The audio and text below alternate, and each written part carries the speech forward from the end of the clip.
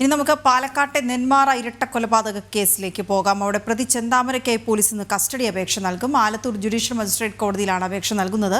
2 ദിവസത്തേക്കാണ് പ്രതിയെ കസ്റ്റഡിയിൽ വാങ്ങുന്നത്. അരുൺ ആലത്തൂർ ചേരുന്ന വിവരങ്ങളുമായി. അരുൺ, പക്ഷേ ഈ കസ്റ്റഡിയിൽ വാങ്ങിയാൽ ഈ തെളിവെടുപ്പ് മറ്റു കാര്യങ്ങളിലേക്കൊക്കെ പോലീസ് കടക്കുമ്പോൾ എത്രത്തോളം ജനരോഷം ചെന്താമരയ്ക്കെതിരെ ഉണ്ടാകുമെന്നുള്ളത് സംശയമാണ്. ആദ്യ ദിവസങ്ങളിൽ തന്നെ വ്യക്തമായതുമാണ്. എന്തൊക്കെയാണ് ഇനി പരിപാടികൾ പോലീസിന്റെ?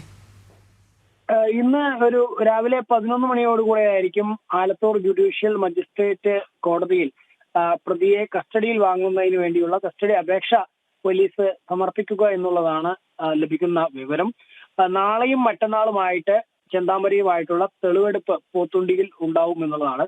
അതിൽ തന്നെ നേരത്തെ പറഞ്ഞതുപോലെ തന്നെ ഈ ചെന്താമരയുമായി ഈ പ്രദേശത്തേക്ക് പോകുമ്പോൾ വലിയ ജനരോഷം ഉണ്ടാവാനുള്ള സാധ്യത പോലീസ് മുന്നിൽ കാണുന്നുണ്ട്. കാരണം ചെന്താമരയെ നേരത്തെ പോലീസ് അറസ്റ്റ് ചെയ്തപ്പോൾ നെന്മാറ പോലീസ് സ്റ്റേഷനിലേക്ക് ജനങ്ങൾ വലിയ രീതിയിൽ തടിച്ചുകൂടി എത്തുകയും സ്റ്റേഷന്റെ ഗേറ്റും മതിലും ഒക്കെ തകർക്കുന്ന ഒരു സാഹചര്യം ഉണ്ടായിരുന്നു.